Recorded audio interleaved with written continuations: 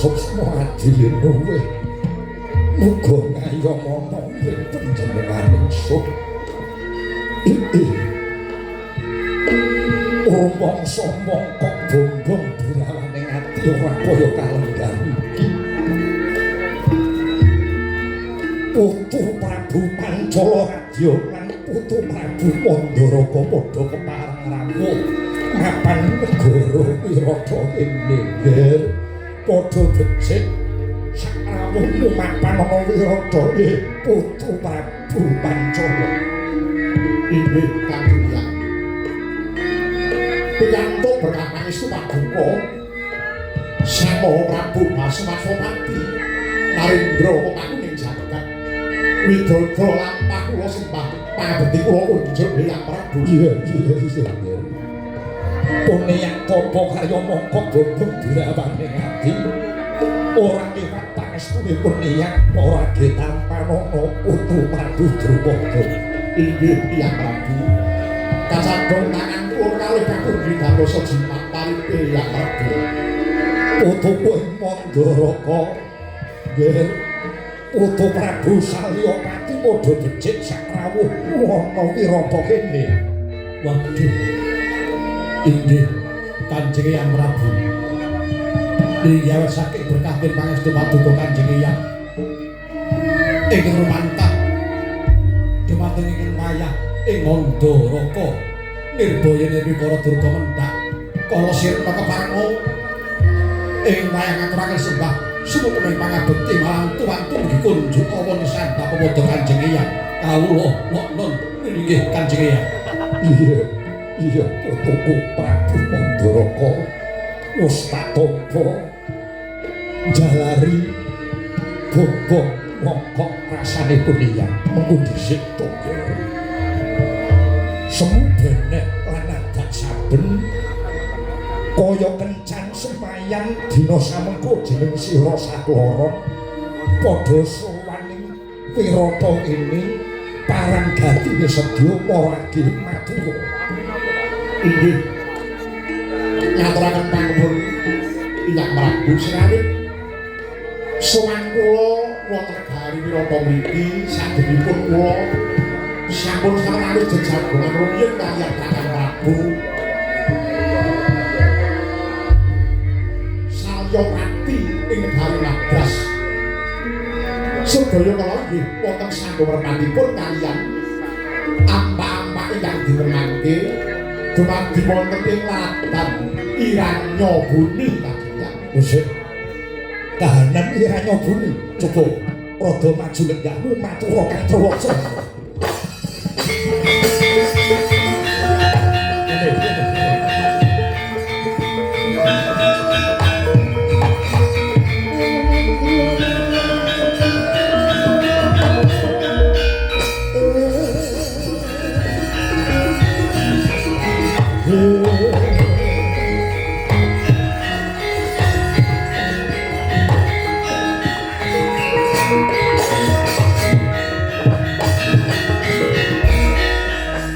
Kayata maturna kang binasika pinasdita ati Kusuma pepucangku kekuwungira kang lengrudrahing priya. Coba matur kang Trowasa kahanan Iranyabuni sambung rapete awan jeneng sira kuwi ana apa? Makaten Hyang Prabu. Sesambetan kaliyan ampak-empak ingkang diremake dumadi wonten negari Iranyabuni. Sejatosipun negari Iranyabuni menika wonten gandeng jenengipun kaliyan negari Pancala Hawit.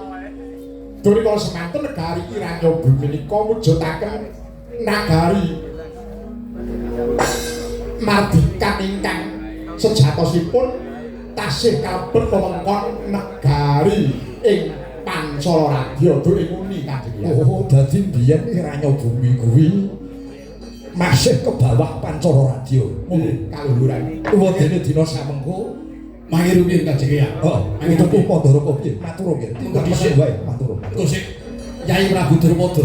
Kepriye Kakang Prabu? Gajeke nalika semono siadi ngampiri marang pun Kakang bakal lumawat menyang negara Wirata. Bener rak ya mengkono to Yai Prabu. Iya Kakang Prabu.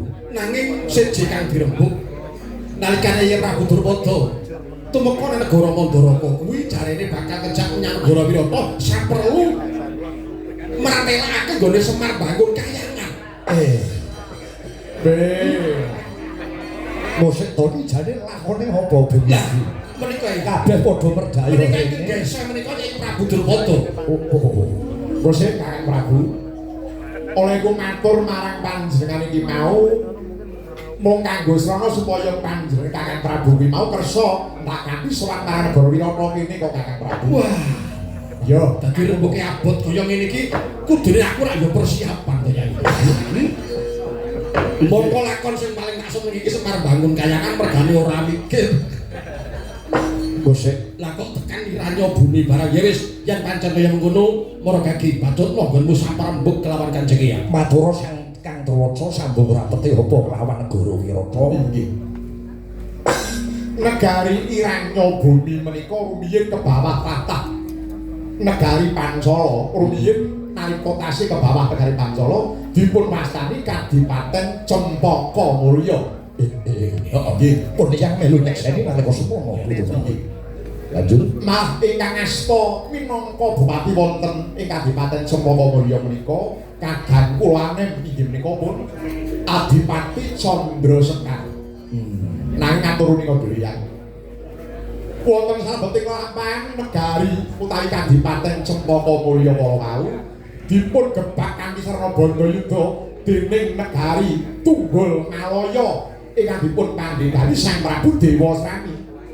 Wasana Kadipaten Cempaka Mulya remuk dadi lempon setemah Prabu Candra Sekar gugur wonten madyaning pabaratan. Kepara dinten mangke ingkang sumile keprabon saking Kadipaten Cempaka Mulya inggih Kadipaten Iranyo Bumi kala wau dipun suri dhateng akmajanipun kakung ingkang naminipun Raden Candra Lintang. Nanging kabar kang kula tampi saha pamarta ingkang sampun parata nilakaken bilih titi kala kalenggan mangke dereng rumaos marem para satriya saking Tunggul Malaya dipun badhe ngluruk dhateng kahanan Kadipaten Iranyo Bumi ingkang menika doyan. Tuwuh tandha raos asih raos kula dumateng kahanan Iranyo Bumi menawi kepareng menawa paduka Kanjeng Hyang kersa badhe paring pambiyantu dumateng kawontenan ingkang dinten mangke dumadi wonten ing Kadipaten Iranyo Bumi Kanjeng Hyang. Mosek ger. Perkara iki dirembuk kanthi wening ati. Mosek to. Yen manut aturmu kuwi mau Putu Prabu jare duk rumuhun Iranyo Bumi iki ke bawah Pancala Radya banjur saiki dadi negara kang merdeka wis pisah lan Pancala.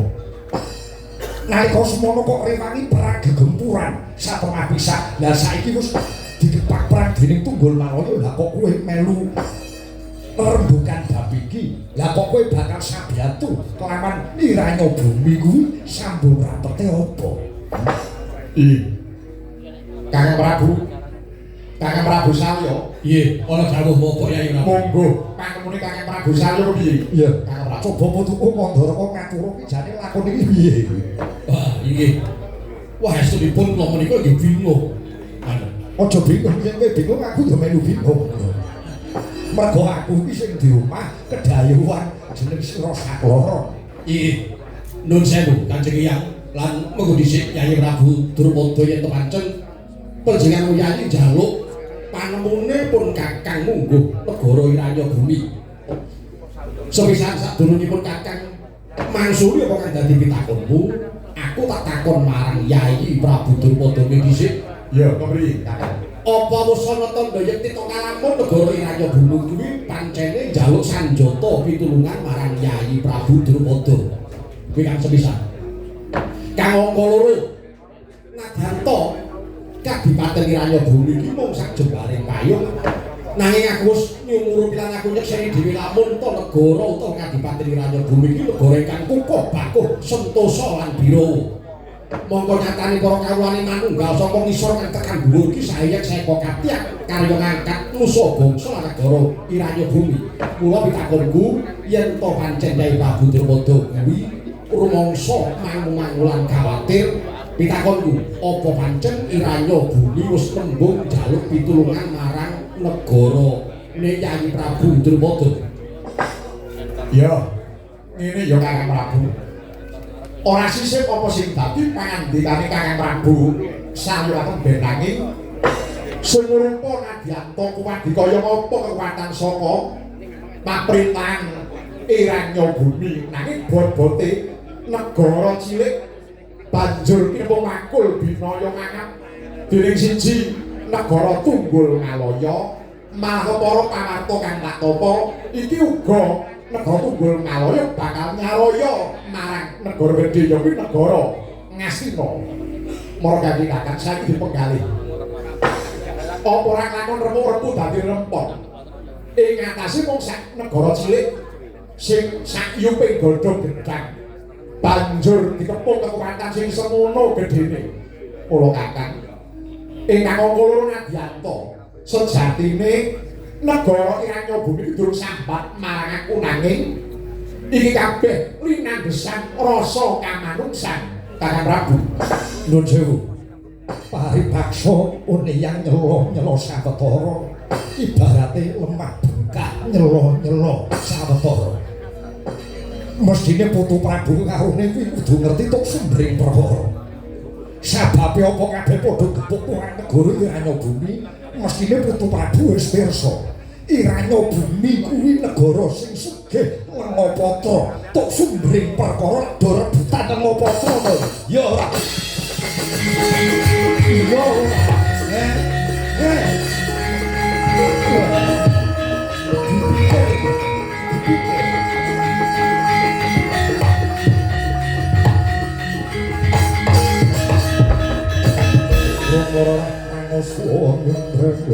Gati karo ngaswose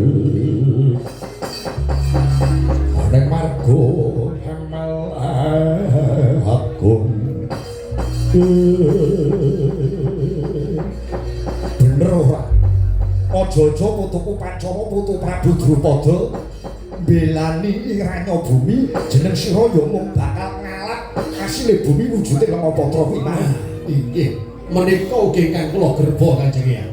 Banjur sambat-sambat karo wong tuwa. Pun niyang enak-enak lenggah kapenak mapan ana Wirata. Arep kok jak dosamu sakloron kuwi mau. Ya pangapunten Kanjeng Hyang. Apa dene Kakang Prabu Salya? Ya, kepiye Hyang? Kula badhe manggih Nadyanto sedaya sampun pirsa bilih Iranya Bumi menika satunggalipun papan panggenan ingkang kebak. Inggih menika wujudipun Lengapatra.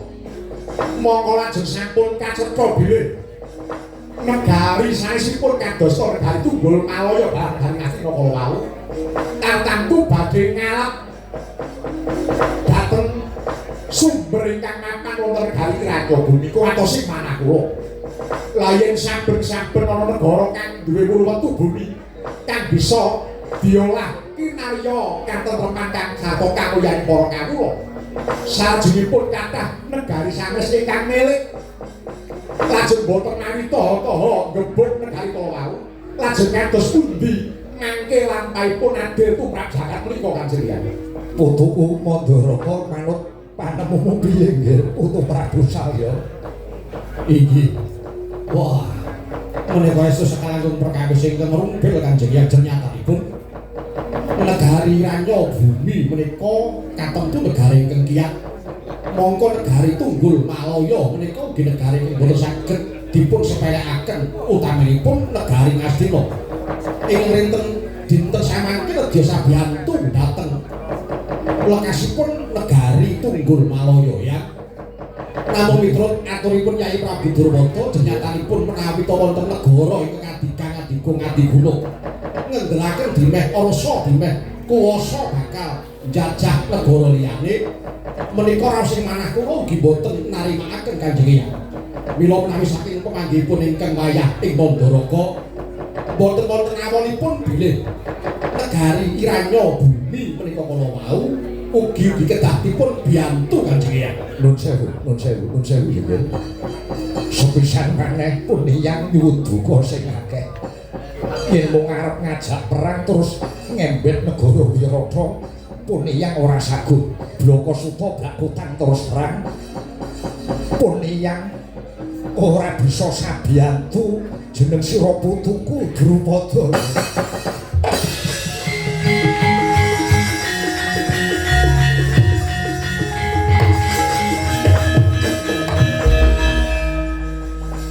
Nyuwun pangapunten ingkang sami lenggah. Kusito Kakang. Kakang Prabu Salya, Kepiye Yayi? mamane dina iki panjenengane Kakang Prabu Salya mbak kanthi sowan ana Parpatan Agung Wirata kene.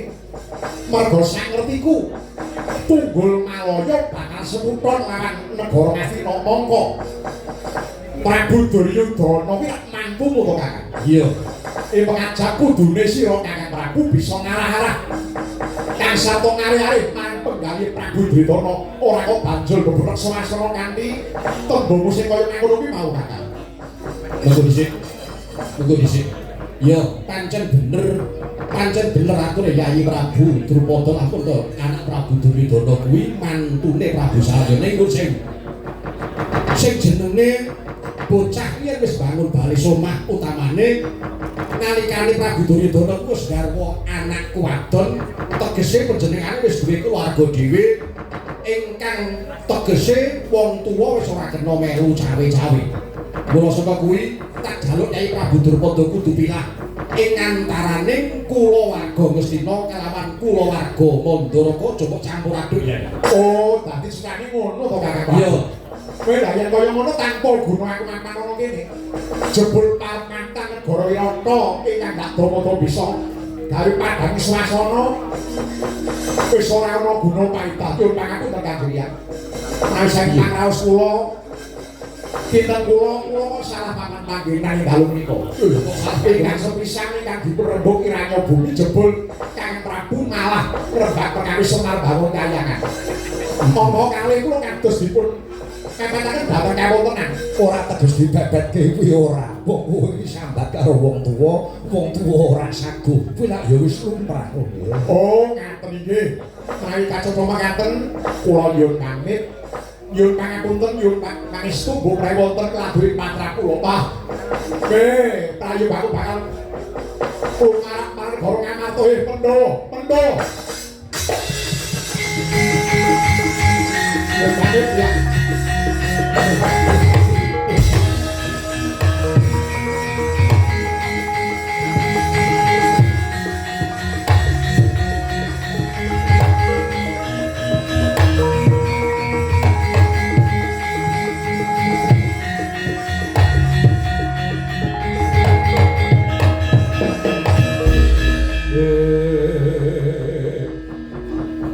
Mangancur laku ning angin gugur anggrane ngaraka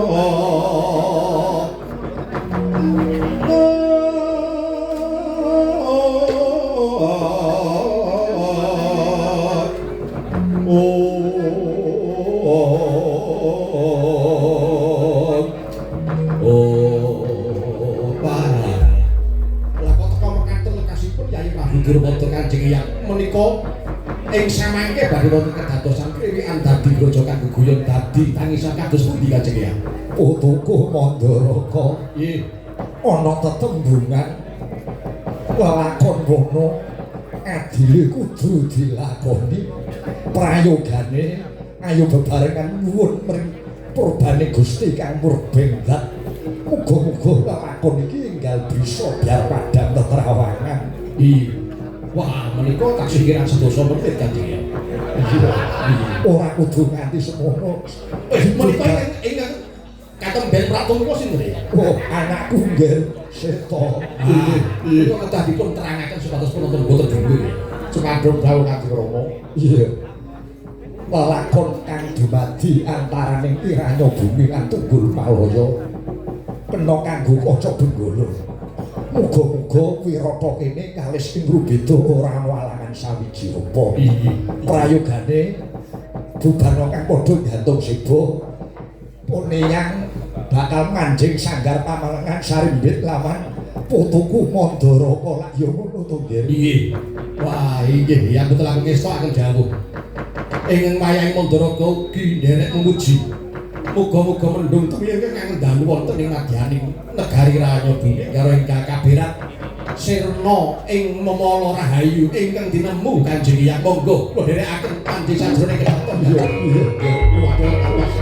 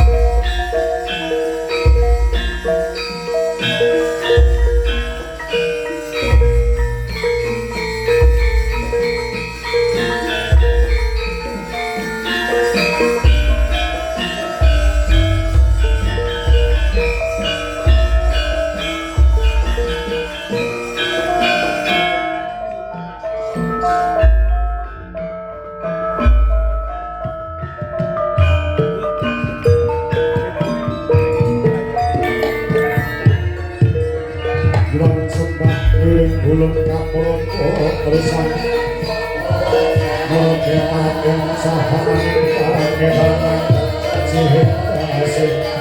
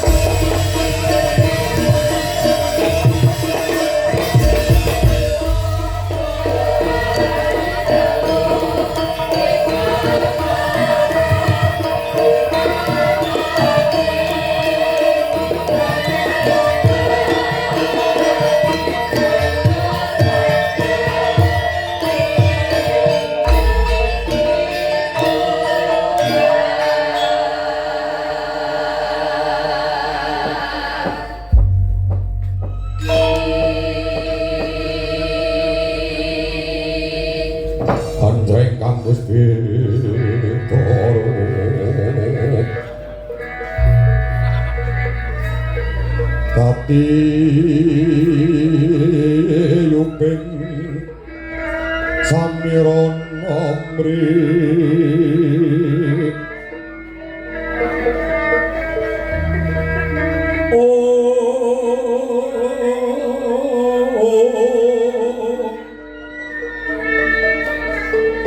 Sakara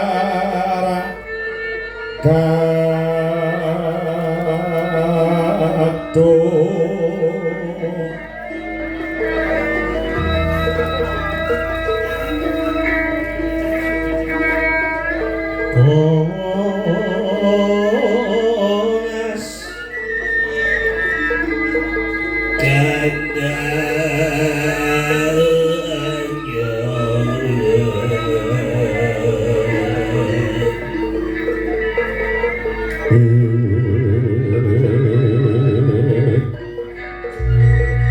haras naning ndriyira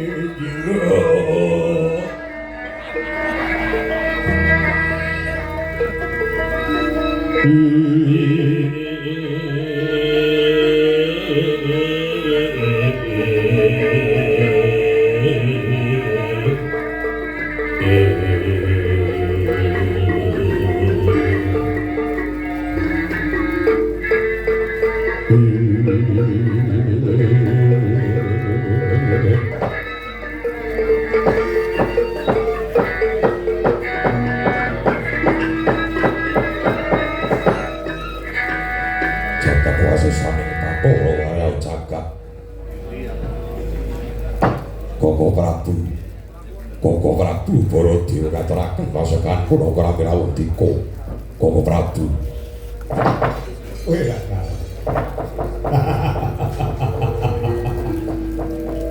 Inggih, Yayi.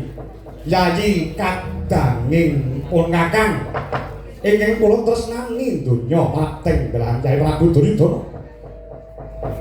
Dhateng kadha-kadha kalingga murda sepana krampi paduka ingkang urmentah marang pun Kakang ing Mandura gawe bombong tiasing nala bunga tias ing manah berlangkung puja pangestawanipun Kakang unjuk ora ngarsaning Yayi Prabu Jawa Pitana.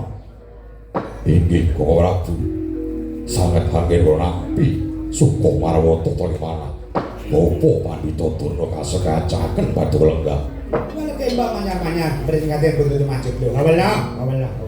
Jiramana jiramantana tanggung ibadah rinawangi limang wanci ora dari kuning nggih Nak Prabu Duryudana. Mboten kirang layak yang jadi peningking bapak iso kali pangapi antara jenengan. Matur nuwun.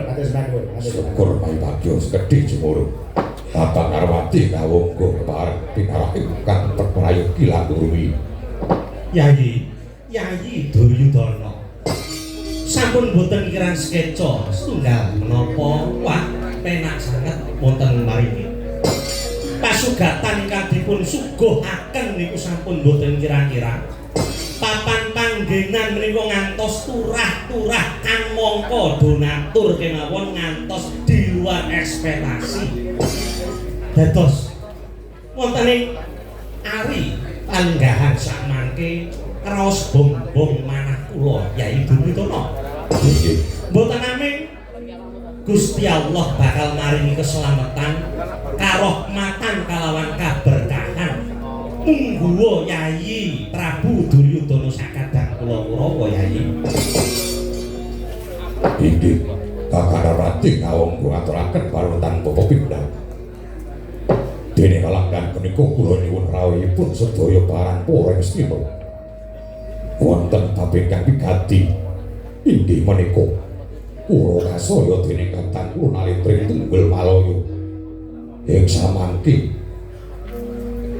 badhe dipun cagendana rukun karana wonten sedya ingkang badhe katindakaken dene sedya kala wonten sanes inggih namung badhe kempur negari Iranya Bumi mula saking menika kula nyuwun pangandikanipun Kakang Prabu Baladewa dewa Kakang Narwati kawungga kados pundi langkung-langkung dhateng paduka Kakang Narwati kawungga kandheng paduka menika Senopati Ngastina Kakang Narwati kawungga Nggih. Nuwun sewu Yayi Duryudana. nggih Panci leres menapa ingkang dipun ngendikaken dene kula menika ingkang ibarat enten dayoh kaliyan tamu. Kula menika sing duwe omah boten beda kaliyan Yayi Duryudana ananging Yayi Duryudana. nggih terus pundi Wonten pilenggahan sakmenika wonten Koko Prabu Baladewa. Menawi kula ingkang badhe nyuwun atur langkung rumiyin menapa kula mboten nyaru? Ya, Menapa ya. kula mboten? Yayi ana. Nggih. Monggo rehne pasewakan riklamban samangko kuwi kasta dening Yai Prabu Duryudana sing didangu kuwi panjenengan sing didangu kuwi kowe sing dijaluk gagasan kuwi kowe lha kok jawab aku lah sing dijaluki dhuwit ki kowe kok malah njaluk aku ki piye ngono kok aku ketua Kang Prabu piye menika apal kalian adat saben panjenengan nek pun panjenengan ngoyo ngeten niku le ngendika rasa ati kula kok rada ora penak kaya arep mojokke karo wong siji. Ya, ya Pak. Tak dadani tak tekati Kang Prabu. Nggih, pun. Nami kula ingkang badhe dipun suwuni atur lumiyin bab perkara Iranya Bumi. Bloko Suta kemawon, blakan terus terang kemawon. Koko Prabu Baladewa tuwin Nyai Prabu Duryudana. Wontenipun ancas Nyai Prabu Duryudana ingkang badhe bebelo utawinipun ngombyongi marang negari Tunggul Malaya njajah marang negara Iranya Bumi. Nuwun sewu nami sanget agunging pangapunten langkung rumiyin. Kula menika mboten trep Yai Prabu Duryudana. Saestu. panggil boten atus pundi Lah. Kenging menapa kok dadak Yai Prabu Duryudana menika ngoyo-ngoyo ngersakaken biyantu kaliyan Tunggul Malaya. Nek boten wonten mensrea. Ijo ngerti bahasa mensrea apa? Nek ora ana niatan jahat ning burine golek marang bathi dhewe, golek marang keuntungan pribadi, kula kinten kok nggih. Mboten mungkin menika badhe dipun terasaken gegempuran kaliyan Tunggul Malaya nyerang marang Iranya Bumi. Sewu Kakang Lorati sedaya titah gesang wonten jagat menika tartamtu kepengin datang kamukten wah kamulyan wira kula badhe manunggal kan Tunggul Malaya gempur Iranya Bumi karo ning badhe kula angkat wonten sanes negari Ngastina menika saya terbolo saya sugih saya ngrebaka jajane Niki kula taksih dipun paringi wedal matur napa mboten? Nggih, sajan mekaten kula namung nyuwun dawuhipun krana panjenengan menika Senopati kula. Nggih, nek kula dipun keparengaken matur mangkeri.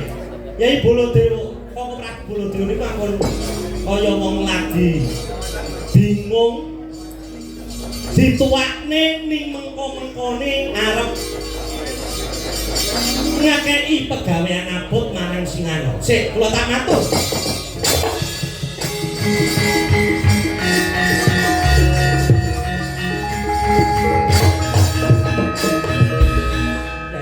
Yai Duryudana. Kados pundi? Wonten tetembungan saking para sepuh ingkang kula tansah gandhuli sing pantaran rapi nggih menika. Golek bakti utawane golek keuntungan. Menika nggih sawang sinawang. Sinten ingkang badhe dipun jaluki bakti, sinten sing arep diarah keuntungane. Yo, nek pancen negara Iranya Bumi menika negara ingkang ageng jembar jajahane. Bondo dunyane ora ngungkuli negara Ngastina kok sampeyan ku dadak kepengin jajah melu ngukupi melu jarah marang apa ingkang dipun duweni dening negara Iranya Bumi. Yo, nek sing arep digolek keuntungane wong-wong sugih kaya Pak Widodo ngono kae. Digolek keuntungane ben nanggap wayang niku sampun trep.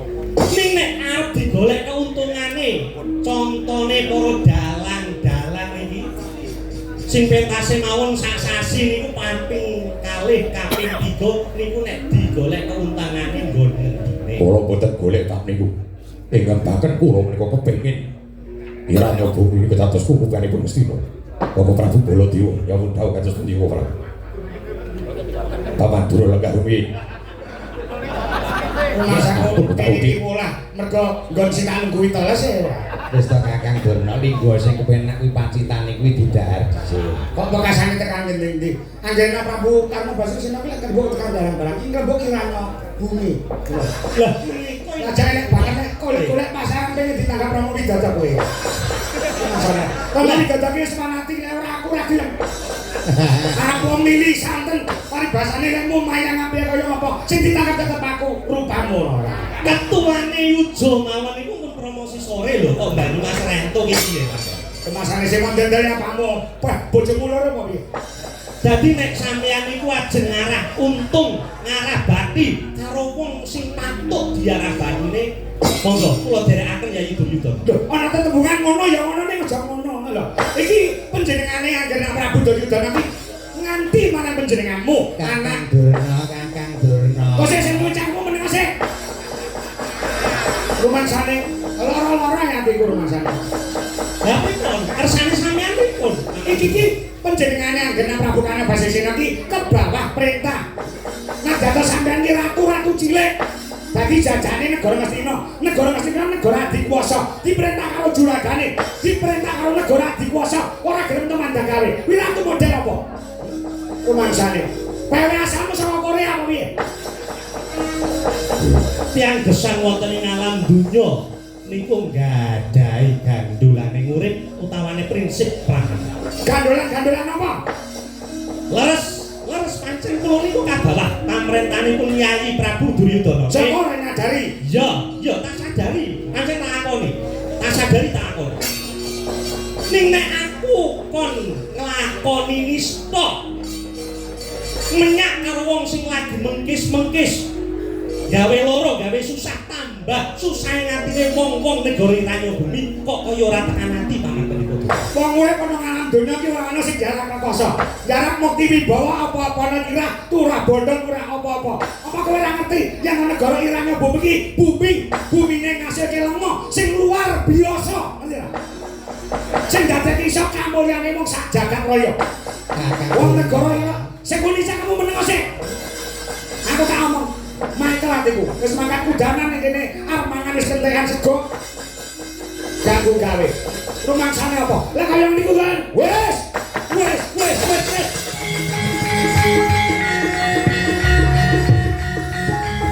Oh, sabar.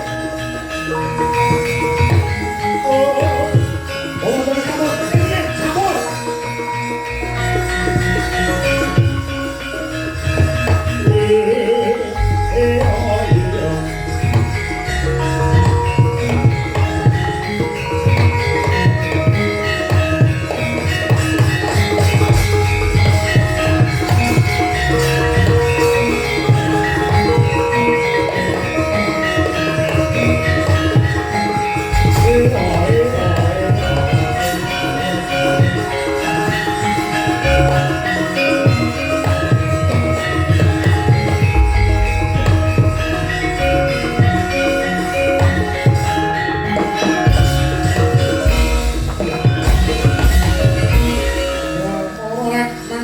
Yung ambreng angen Kabit harmaning kaswase Aneng malago memalakung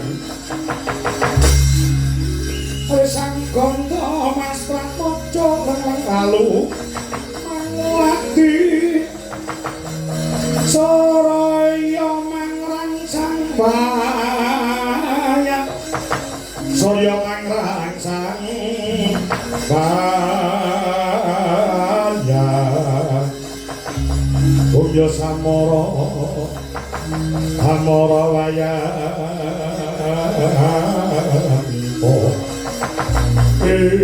nuwun sewu Yai Prabu Duryudana Bapak Prabu kados nuwun Karna Basusena pripun Bapak Prabu aku Karna Yai Prabu Duryudana kuwi padha-padha mantune Ratu ing Mandharaka Kanjeng Rama Prabu Salya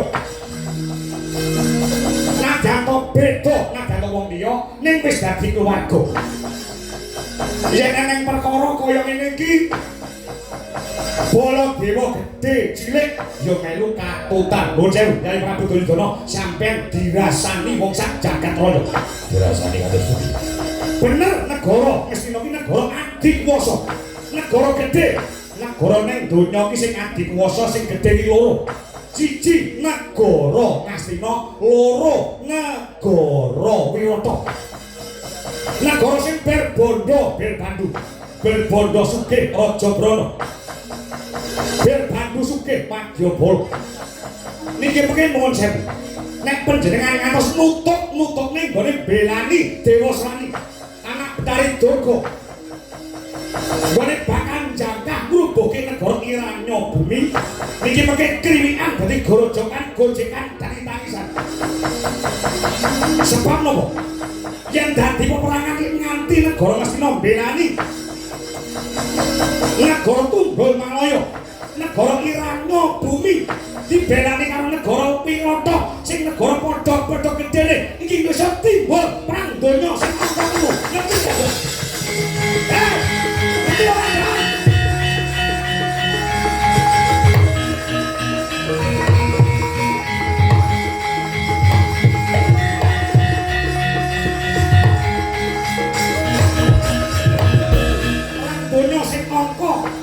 Perang gede badhe dumadi wonten ing jagat iki nganti negara Ngastina cawe-cawe belani negara Tunggul Malaya, Iranya Bumi dibelani karo Wirata. Iki pengen bebayani iso gegerke jagat. Akhire ora. Pripun? Panjenengan menika kersa bantu kan kula mboten. Aduh menika sesepuh ingkang kula suwuni pangandikane murid yang kuyung kawon Duryudana. Sajan to kaya ngono pangandikane Koko Prabu namung ing mriki sing dadi ratu kula. Kula ora nyawang karo bumi kaya ngopo. Kula ora nyawang sing sugih iki kula ngendi wae. Ning kula kepengin nguasani jagat niki pamane kula glek-glek kaya ngoten iki. Menungsa niku watake jagat niku saged diemperi nek iso. Isih sugih kurang sugih, isih mukti kurang mukti. Yen paduka takon kawan kula, aku mbelani Duryudana apa ora? Nak jatuh aku rawang sulan, sampeyan iso ngira-ngira. Kira-kira Baladewa mbelani sampeyan apa mboten? Sing pinter, sing cerdas.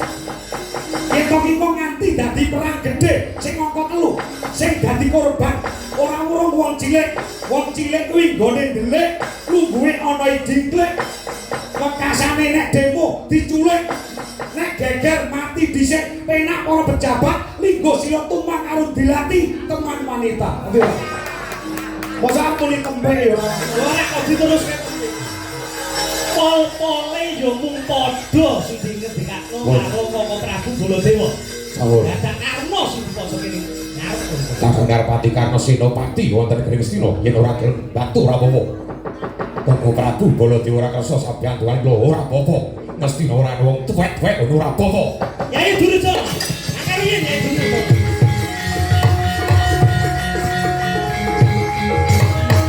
Saya suwe kok saya nyunduk atine Basukarna. Nggih. Senajan to kula menteri pertahanan hari negara Ngastinapura iki.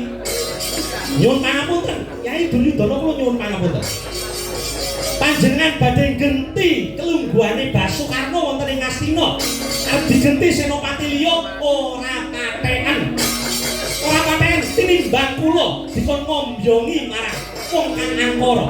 Yai, aku mung kelingan karo sing sok diomongke Punakawan Bagong. Aku ora ngemis ning atiku miris. Curiga rasane kaya wis ana gantine Basukarna ning negara Ngastina. Ya, ora apa-apa. Kan mongko aku iji tresna iji sayang karo negara Ngastina lan Yai Duryudana.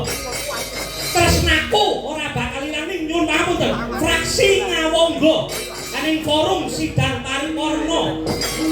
Dalu samangke kula wolok saking forum persidangan dinten samenika. Mosok borong Koko Prabu Baladewa ajeng terus belani napa ajeng mangkir saking persidangan ning kula tak wolok lan rumiyin nyuwun maneka.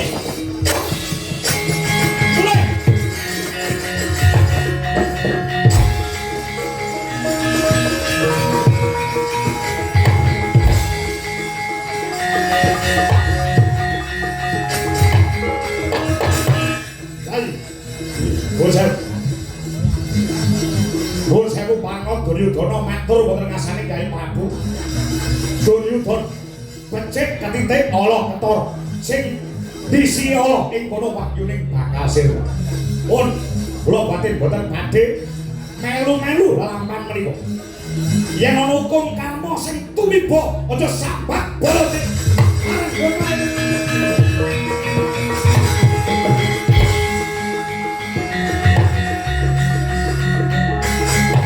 Akhir malam wassalamualaikum warahmatullahi wabarakatuh. Marang ya Mami.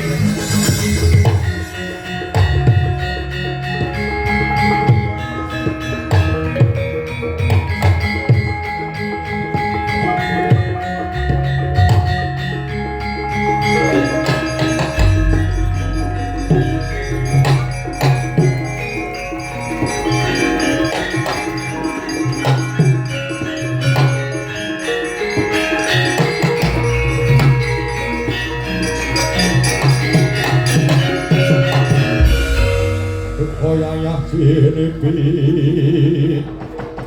komandan tadoning ati tadoning ati Romarko tumar bapak kaya kembang murawari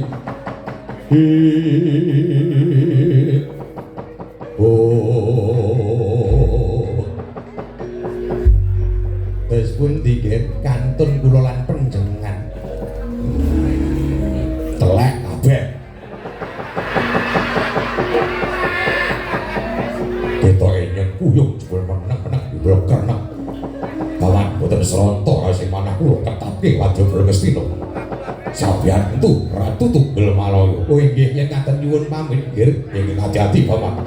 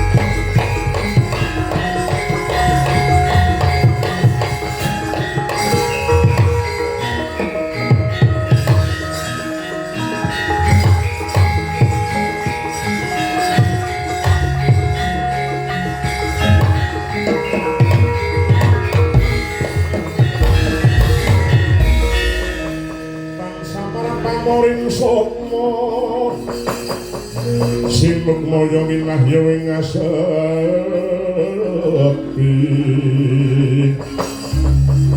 Sining pentalang ningkabu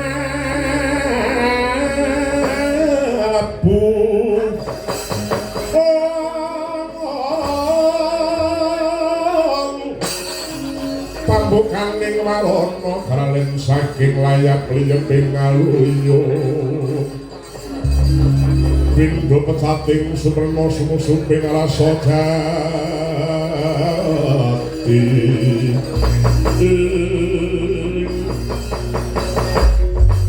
mengkono togok lan kuwi bilung wonten dawuh pangandika ndarane wonten paring pangandika Sinon Prabu anane jeneng sira ki mau ndak biji marak pirsaning sundina iki ana bab-bab ingkang bakal tak andharake ing pengarepanmu. Estune mana kula niku ora dikaget. Wong mbane Mas digawani maring eneh. Pakeme beda, carane beda nyumumet. Wonten apa andarane wonten apa jane? Iki ngene to, Bob. Ingsun kepengin ngrampit negara Iranya Bumi. Negara Iranya Bumi iki negara kang sugih. Negara ingkang gemah limpah loh jinawi perdasare negara akeh kanggutane lenga bumi utawa lenga patra. Lara sanget. Yang penganti pendidikan ingsun kuwawa ngrampit negara Iranya Bumi iki mau bakal seluwih mbuh kuncara pendidikan ingsun. Lara sanget. Yang penganti dibagi lakon penjangkaku bungah rasane ngatiku. Penemumu kepiye togok lan kuwi bilung? Kepareng kula badhe matur ning niki nggih rame-rame tertitir ning barang.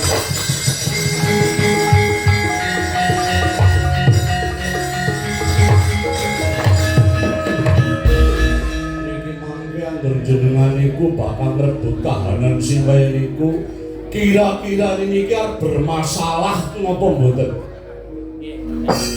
Jalaran apa? Niki mangke triwikan dadi grojogan temenan. Ya ora ta?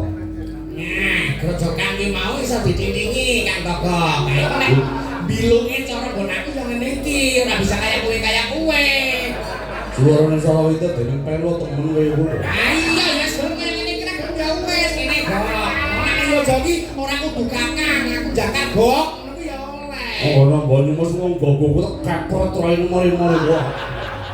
ini Sinon Prabu unggul maya iki padha karo arep ngelar jajahan Ngalar jajahan. mun negara gedhe kuwi duweni pametu gedhe lan untuk jajahane jembar bahan akeh ratu Abala Raja ngono kae nek kowe iku ora apa-apa Kang Ya kaya gue kenal tapi yang ngelakune sing bener. Kira-kira ki aja piak awur-awur. Sing caranya nggone ngarane kuwi sing jiwa satria. Aja senengane nyabok lilit tangan. Kuwi dadi bocah sampe melu lho. Nang dinding-dinding nang dinding-dinding. Ora-ora rokok wae. ngentil apa sih ngentil Ngintil goblok. Wong ngintil kuwi metu ki kok jalan. Iki wong metu. ngerti kok ki mentil Mentil nang bojomu mentil. Sawana-wana. pripun dipun Ngene. pun Kanjeng Dewasi kados Wis sing terang-terang ana kepripun iki kono ora mudeng kali kula. Iranya Bumi iki mau pancene kedunungan kasekten ingkang luwih. Ingkang kaping sepisan. Mengerti yo? Negara Iranya Bumi iki mau bebesaran lawan pendhita saka pertapan Kendali Sada. Peparape Begawan Anoman. Angka loro nih. Aku wis nyuwun sabyantu marang negara Ngastina ya kuwi Prabu Duryudana supaya sekurang kapan pendidikan ingsun bedah negara Iranya Bumi. Pangrasaku isih kurang bakoh, isih kurang kokoh mergo ngene ngono. Abot sanggane nggone bakal bisa ngalahake marang Iranya Bumi. Mergo kowe ngerti. Anoman kuwi mau salah sawijining pendhita kang luwih. Leres, Rikala semana dadi gembonging Pancawati. leres sanget. Lah iki upama. Aku dina iki bakal nggugah marang Gendruwo utawa Gandharwa arane Gendruwo Sukiban. Kowe mathuk apa ora to? Allah.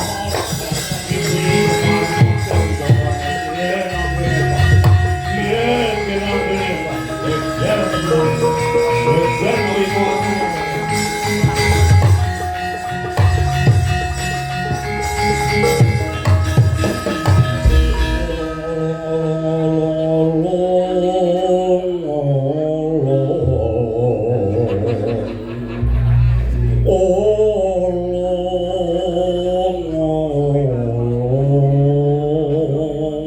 kendangnya tak dulu gentang blok kering blok.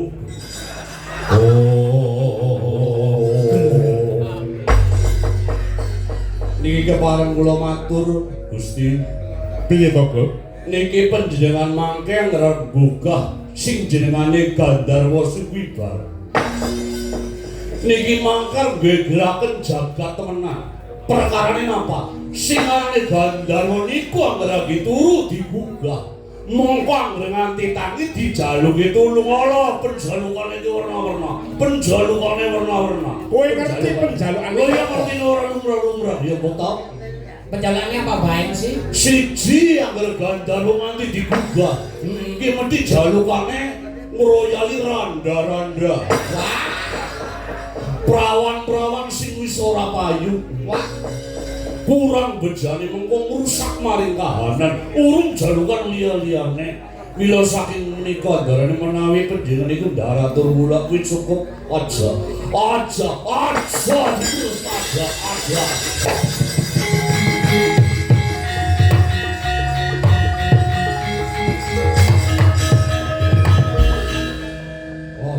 diterusno. Kakak, Kak. Riman. Kemarin matur nuwun Kanjeng Dewaji. Iya. Bingung piye? Miturut kula malah engke dados gegayahipun Kanjeng Dewaji menika yen kula malah nyarujuki. Lah, lho, kok ngono? Aku sarujuk lho, Pak Kantoko. Sarujuk sing kepriye barang-barang bener setuju mriki kok. Bisane negara gedhe iki mau duwe jeneng kaya sing tak andharake iku perkara gendruwo dibuka jalur perawan dos ben mesti nyata saya perawan murah kok. Ya kaya kowe yang ngotopi ki mengko anggere rusak maring kahanan prime jajal. Loh, bisane ini dari malu-malu kayak apa sih? Melu ketularan kepriman. Kira-kira ini mengko anggere rusak marang kahanan. Iya bersih dijaluk randa-randa. Lah anggere bojomu sing jaluk prime. Ah bojoku wis kantong per tak ben PR gendruwo. Ah bojone iki kae enom ya ora boleh. Loro dadu. Nek aku tetep sarujuk monggo Kanjeng Dewaji. Niku wau gendruwo niku sutibat niku wau. Ning menawi cara kula jangan alias tidak boleh. Ini akan menimbulkan bahaya yang sangat Cukup. Kowe abdi ngerti apa? Kowe iki mung bau saupamane. Kok ora. Oh, das kula. Panguwasa tunggal negara tunggal malaya ki namung panjenengan ingsun Prabu Dewa Srami. Bakune piye carane aku bisa nggugah marang Gendruwo utawa Gandharwa Suwibar. Aku bakal matak aji pamuling. Bumi koncang kancing langit kalap-kalap kakon Lerigimin jangalis risang malih gandrun Sabarang kadulu mungkin moyak mayik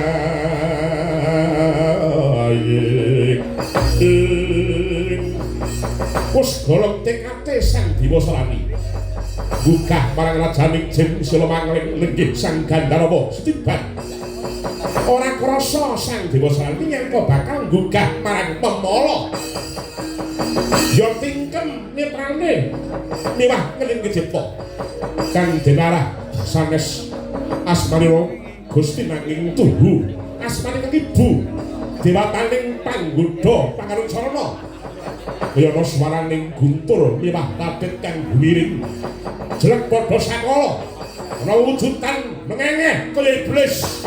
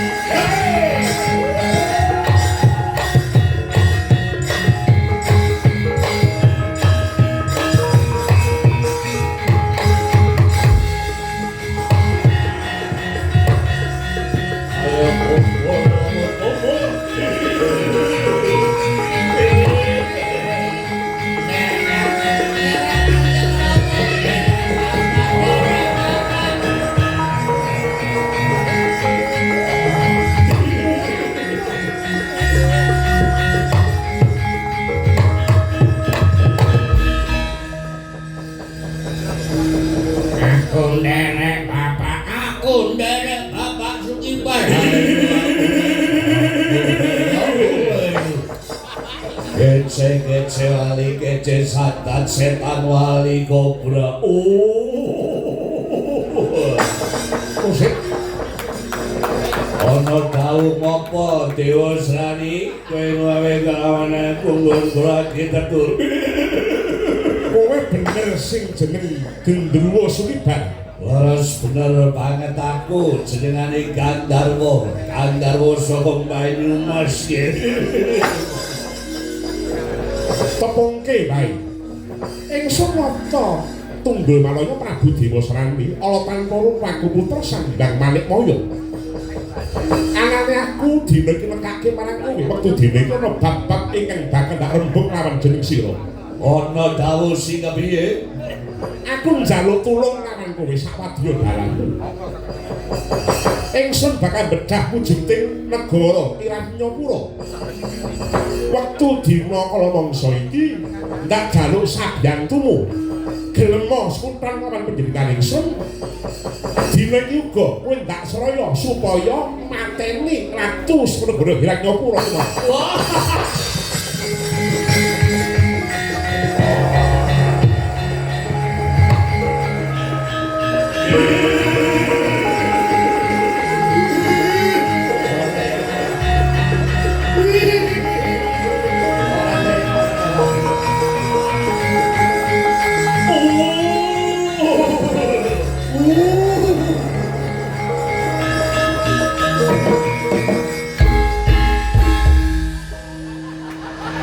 Wis ngomong apa? Rame dewek, Mbok. Rame dewek. Angel ya kang guyune buta Lan mata teles sok lambe-lambene ku. Bentar lambene. Banjur kaya ngono aku sanggup besok kapan aku bakal toto Buddha Dewa Srani. Buddha dina iki. Buddha dina iki. Ngel pancen kowe aku njaluk pamitekan niki kawan baris ketek golek akeh menungso sing.